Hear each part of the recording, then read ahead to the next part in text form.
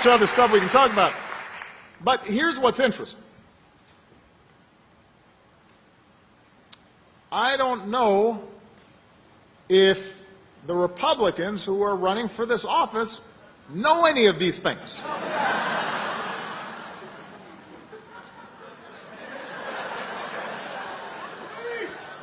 Because they occupy a different reality, it seems.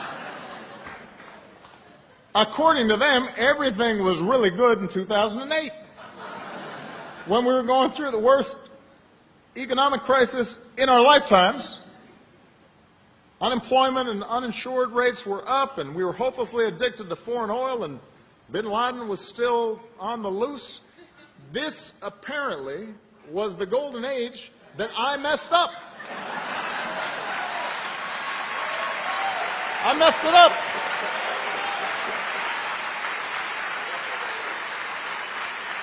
And Obamacare and immigrants and taxes and deficits all just messed everything up.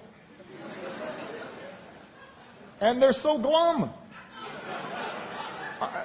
They're really so frustrated. And, you know, look, part of our DNA is we're always dissatisfied. That's part of what makes America great. We don't rest on our laurels, right? We always find something wrong. And there is a lot that has to be fixed.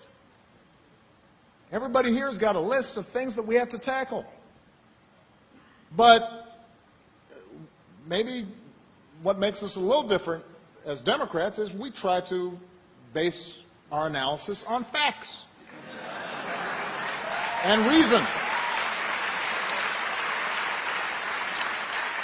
So we don't look at the evidence and see that every time a Democratic president's been in office, the economy seems to be doing a little better than when the Republicans in office, and we don't automatically say, well, you just have to vote for a Democrat every time.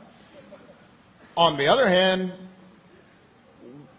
we also don't say that if you cut taxes for the very top 1% and the economy doesn't do well, that doing more of that will grow the economy by 4 or 5 or 8%.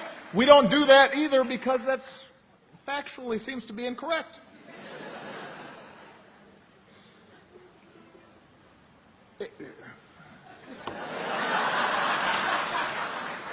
They want to repeal the Affordable Care Act. I know that's shocking, and kick millions of people off their health insurance. But when you ask them, well, what is it that is so bothering you about people having health insurance? They can't tell you. Because originally it was, well, it's never going to work. All right, so then it started working. And then they say, well, it's going to blow up the deficit. And it's not blowing up the deficit. And then they said, well, you know, it's going to drive everybody else's premiums up, but that hasn't happened.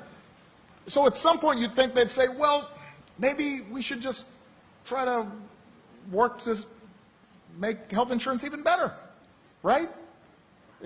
Right? Right. On climate change. Now, if you went to a doctor, no, let's change that. You go to 100 doctors, and 99 of them tell you, you've got diabetes. You've got to stop eating bacon and donuts every day. And we have to monitor your health, and we got to fix this. You wouldn't say, oh, that's a conspiracy. They're making that up. All 99 of those doctors got together with Obama to try to prevent me from having bacon and donuts. You wouldn't do that.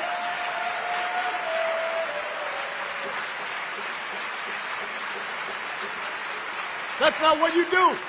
There's not a single person who would do that.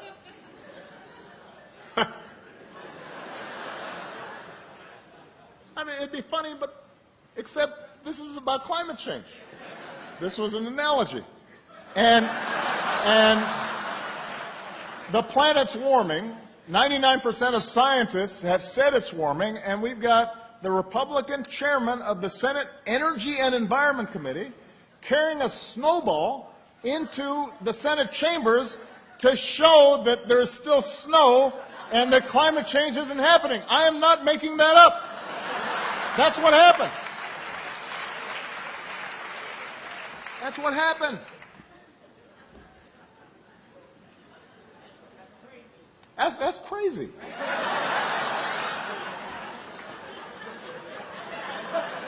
I was going to quote Kanye, but I can't because this is a family audience. But it's cray.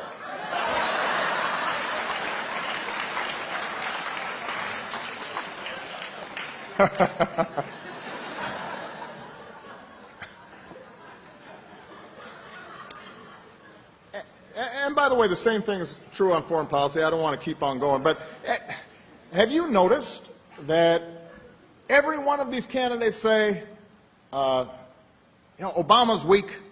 He's Putin's kicking sand in his face. When I talk to Putin, he's going to straighten out. Just looking at him, he's going to be. And then it turns out they can't handle a bunch of CNBC moderators at a debate.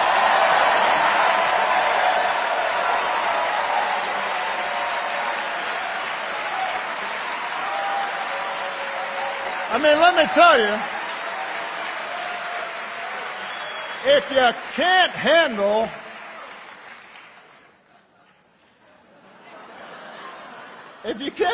those guys,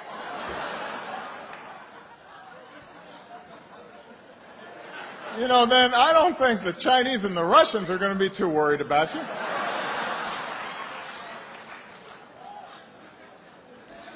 Anyway.